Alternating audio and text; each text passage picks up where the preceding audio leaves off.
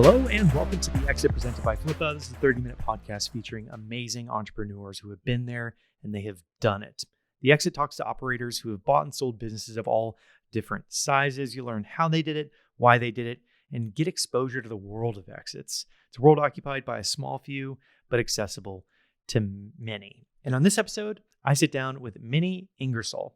She's an incredible host of the podcast LA Venture, and she went through a pretty wild ride with a company called Shift Technologies that she was the co-founder of. We had a lot of fun talking about going through, the San Francisco Bay Area kind of gauntlet, we could call it, of startups. And we actually had offices in the same district area in San Francisco in the Castro. That was a lot of fun to talk about. But she took a company from zero, from a apartment to 100 million plus in revenue. And they eventually went public, and her co-founders are still at the company and doing these analyst calls on a regular basis as a public company now. The ticker is SFT, and it is a fantastic business about buying and selling cars. And she is now a partner at TenOneTen Ventures. And without further ado, let's jump right into my interview here on The Exit with Minnie Ingersoll. What is up, guys? Today I am joined with Minnie Ingersoll, and she is a partner at TenOneTen Ventures, as well as the host of her own podcast, LA Venture Podcast. How are you doing today, Minnie? I'm good. Hi, Steve. Good to be here. Yeah, great to have you. So let's talk a little bit about your startup and what got you into entrepreneurship in the first place. I like to start there with the foundation for anybody listening that's thinking about starting a company, and let's talk a little bit about that journey. Yeah, well, I could start at sort of starting the company, which is I felt like I was pretty uninformed and pretty lack of didn't have a whole lot of knowledge about what I was getting into. I think nowadays, I see a lot of entrepreneurs who, they studied entrepreneurship in school. That was not my story. I feel now in retrospect, I feel like I was pretty clueless. I'm not sure I knew that at the time. I had worked at Google for a third of my life. I was 36. I'd worked there 12 years, which is crazy. So I'd been an early product manager at Google, and I'd seen lots of my friends had become entrepreneurs. Lots of my friends had become VCs. So I was around the space. And I'd been an angel investor. And the beginning of Shift started really when I went on maternity leave, which I also knew nothing about in retrospect. But I was having my first child. And so I thought maybe I'll take 6 or 7 months off. And it turns out a few months into it, I was like, I'm not meant to stay home with a baby. This is so hard. And really I partnered up with my friend George, who had worked with me at Google. And I wrote an angel check first, and then started showing up at his house every day at 10 o'clock. And that was sort of the beginning of Shift. Nice. So George was kind of like your, I guess, co-founder, or you were kind of seen as co-founders, and then you grew the team? Yeah, no, we were co-founders for sure. And actually there were a couple other co-founders, another fellow from Google who was our CTO, and another person who was sleeping in George's guest bedroom at the time. And so there were the four of us, and we were co-founders, and George was the CEO. And it was really his idea. His Shift is an online marketplace for used cars. That was something he'd been talking to me about for a number of years. And I'd kind of gone through my own car selling experience, and I really just got hooked on the entrepreneurship thing. Once we started working on it, I think I started just, maybe I'll help him out some while I'm on maternity leave. And I got completely sucked into entrepreneurship. Yeah. It's such a pure creativity experience, where you start with some great humans, put them together, and then find a common mission, and putting all the pieces together to kind of create it along the way is such a pure creativity,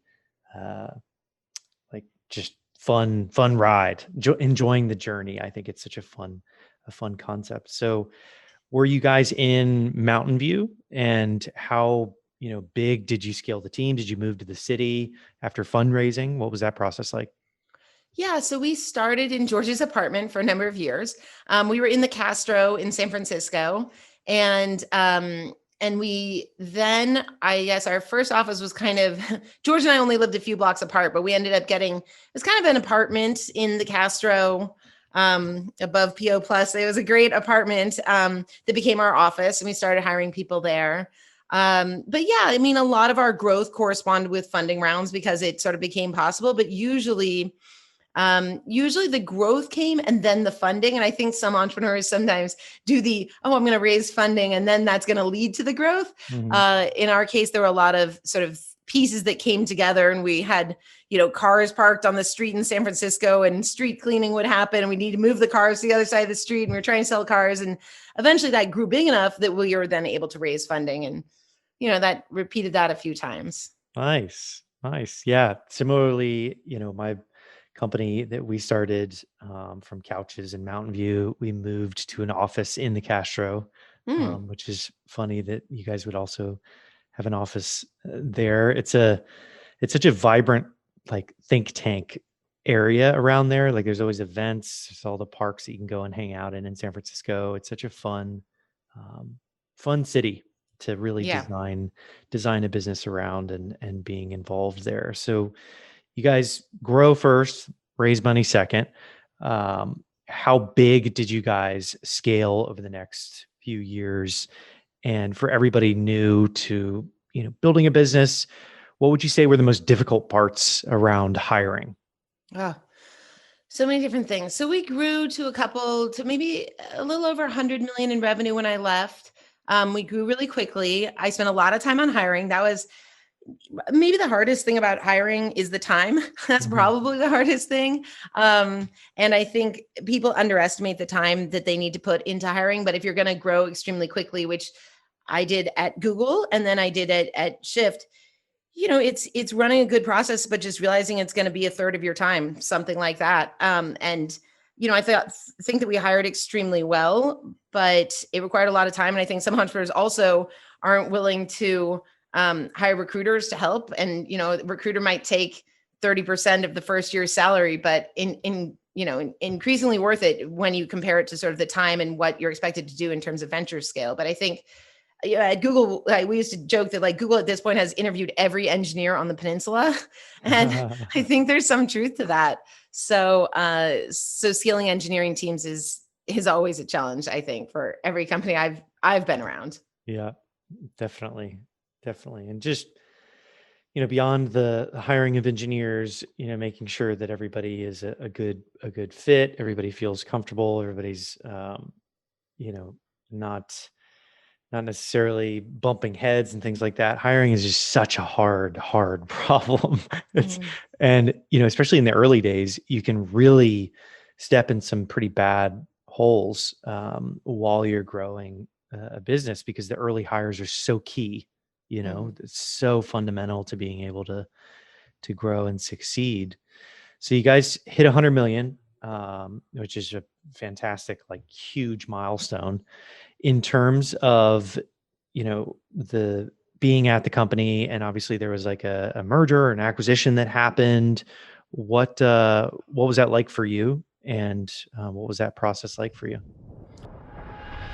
Hey guys, Steve here, and taking a quick pause from the interview. I know that selling a business can feel unattainable and just out of reach for everybody, but it's definitely something that is very reachable for people that are listening to this podcast with Flippa. And I've mentioned that this show is presented by Flippa. They have over 3 million users on their platform who are looking to acquire everything from content sites to e-commerce stores to SaaS platforms or even mobile applications. So if you're curious and want to know more about what your business is worth, head to flippa.com/the exit for free valuations on your business. It takes a couple minutes to literally go through, and you can just go through the whole process without committing to anything at all. So once again, flippa.com/the exit, check it out, get a valuation on your business without any commitments, and just see exactly what your valuation of your business is worth. So let's dive into the interview. Yeah, so we Shift is now a public company. So it's been a crazy ride. And like you say, a lot of it is about the people, and it's about the baton handoffs between teams and figuring out collaboration. I could talk a lot about that because that was a lot of the stuff we spent time on. So we went public via a SPAC, and probably less than 2 years ago was when one of our board members actually introduced the notion of SPACs to us.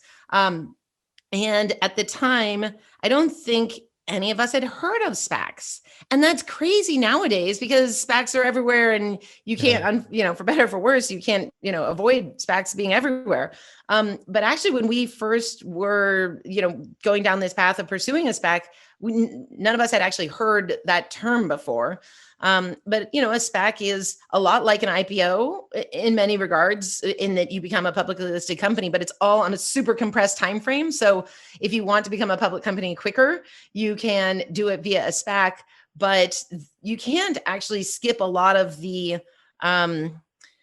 paperwork and the compliance and figuring out everyone's vesting, communicating with all your early investors. All of that still needs to be done, just on a much shorter time frame. And so, so yeah, that is how the company exited.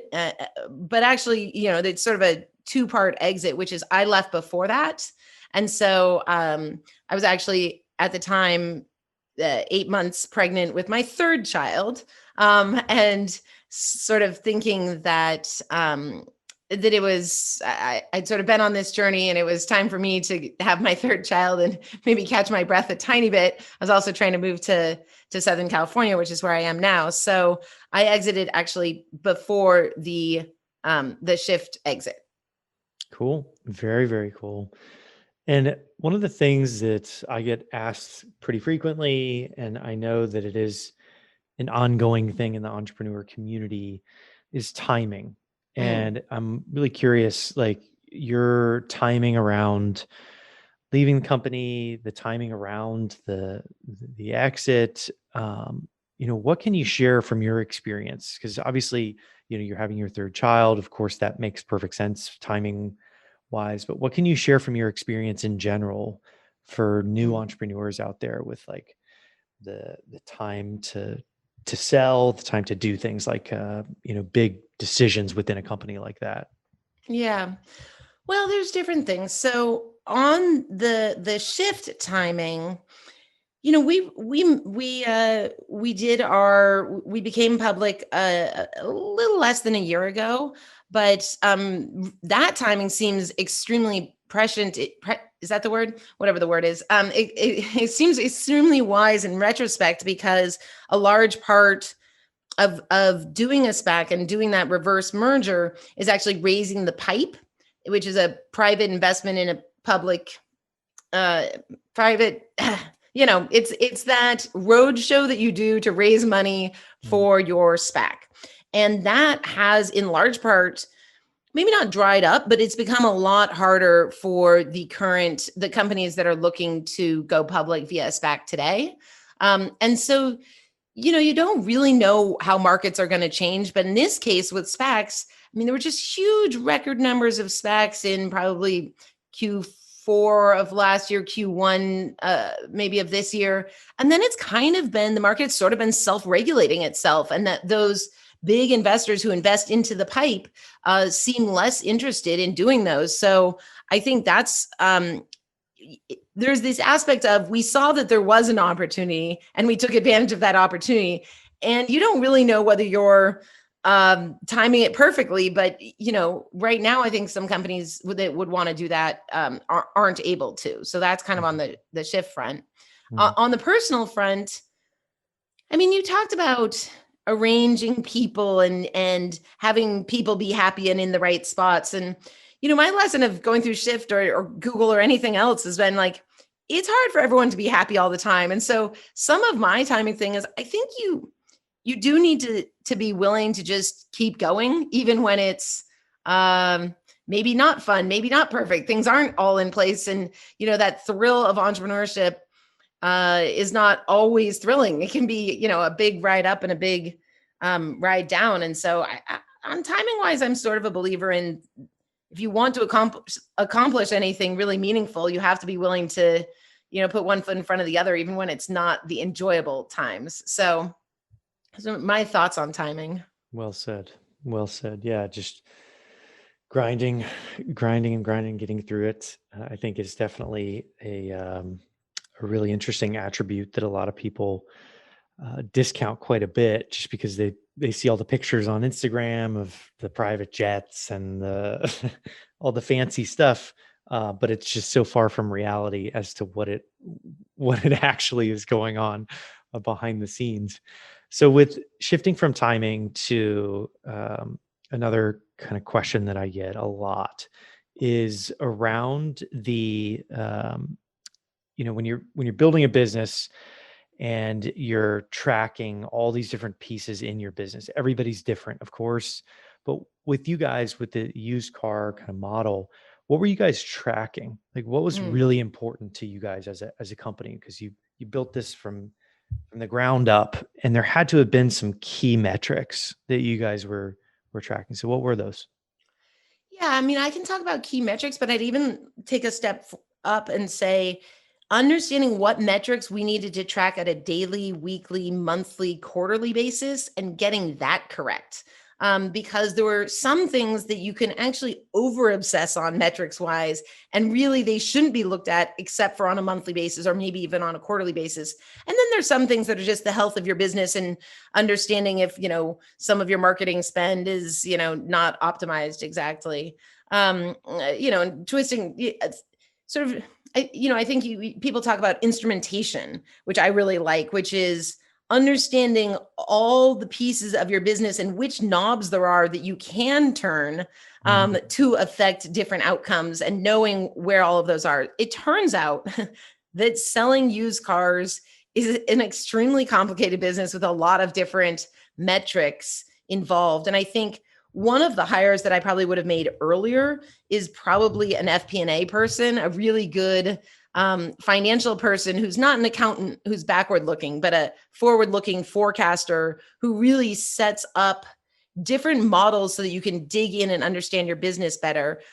So for us, of course, we're looking at revenue targets, but we're looking at inventory turn of the cars that we have. And we're looking at the prices of the cars, because we drop the prices of our cars every day or every week. Or every day we're really looking at the prices of all the cars in our inventory, and we're looking at that by cohort, and it's a very seasonal business. And so understanding when to drop the price of a car, we don't drop the price of every car every day, right? But we're looking at every car, and understanding sort of inventory health metrics is very important to our business. And then looking at the cost of all of our operations, in addition to looking at, what is the revenue that we're making, every piece of our operation, you can look at the cost of that. So the cost that you might put into reconditioning a car to get it ready for sale is different than the cost it takes to take a car on a test drive, is different than the cost it takes to store cars in a warehouse. And again, if they're turning faster, it costs less. I could go on, but the high level point is understanding your business. We became much less gut driven and much more sort of report driven as we matured. Yeah. That makes sense. Just because as you kind of start in this, like you said, an apartment, everybody's think tanking together, you put things together and you really start to grow. And then over time, I remember it was really eloquently said. I don't remember exactly how it was said, but as you grow, you have to implement these processes, and you have to implement reporting so you know exactly what's going on. And it kind of it comes together over time to the point where, as it gets so big, like a public company, for example, everything is systematized and everything is process driven, just because that's how it has to be, and I think that's so fascinating of how it can kind of start with these individuals working together, and then it eventually becomes this entirely data driven well-oiled machine. Yeah. And you look at, we're now a public company. And so as I said, I'm no longer there, but I listen to the analyst calls, and the analysts and George, my co-founder, he's a public company CEO, and the analysts ask him whatever they feel like asking, right? And it's not, and you have to not only have all that information at your fingertips, but also be able to present it in a way that is understandable and compelling. So, it's quite a trip actually listening to those, and I kind of recommend them to people who just want to understand, like, there isn't that much difference between a startup and a public company. It's sort of interesting to think this is where I need to get to with my business. Mm-hmm. Yeah. Well, the finale question that I always ask is, knowing what you know now, what would you tell yourself 10 years ago? Yeah, I know. Generally, I'd say chill out mostly, and like it'll be fine. Some combination of those things. Um, I think the hard part, someone said to me something like, well, 98% of stress is self-inflicted, which makes no sense because how can you measure that? But like, yes, the stress we cause ourselves is stress we cause ourselves. And you can avoid having a lot of that pain by just saying, I'm going to trust that this will be fine. I'm going to show up, tell the truth, hope for the best. And that's all I can do. Mm-hmm. Well said. Well said. Well, what are you working on now? Well, now I'm a partner at TenOneTen. We're a seed stage fund. I feel like I get to do exactly what I want to be doing, which is working with early stage entrepreneurs and being able to support them, not just with mentorship, but also be able to write checks. So our average check size is about $1 million. And we help entrepreneurs who are really early in their journey, usually raising a seed round. So raising a couple $1 million and really help them get on their way. Nice. Nice. Yeah. I think it's so interesting how a lot of entrepreneurs, including myself, doing things like podcasts, trying to make some impact on new entrepreneurs, and a lot of the people that I talk to on a regular basis, everybody seems to have this character trait of giving back to new entrepreneurs, and it's so interesting that that's like a common theme, where it's almost like you want to help others experience what you have, and that success. And it's such a unique characteristic that I don't really see in any other industries, like helping each other out in such a way. And I think In that's fact, I see the opposite sometimes in other industries. And there's sort of oh, if I share my knowledge, then you might take my knowledge and then you won't hire me as an advisor. And I want to get this job. And so I'm keeping my cards close to my chest. I really do think I notice it now that I'm outside the Bay Area and exposed to a lot more different industries. And I completely agree with that. yeah. Yeah. Well, those are all the questions I have for you. Where can people go and learn more about you and about what you're working on? Yeah, well, as I said, I have a podcast. So every week you can listen to me talk about venture with, I just interview a different VC every week. So that's the LA Venture Podcast. And other than that, 10-1-10, I'm happy to share my email. I love having people reach out to me. I'm very responsive I try to be very responsive on LinkedIn, depending on the week as well. Awesome. Well, wherever you guys are listening to this, all the links that Minnie mentioned will be on the show notes. And once again, thank you so much for coming on the show, Minnie. Thanks, Steve. Glad to be here.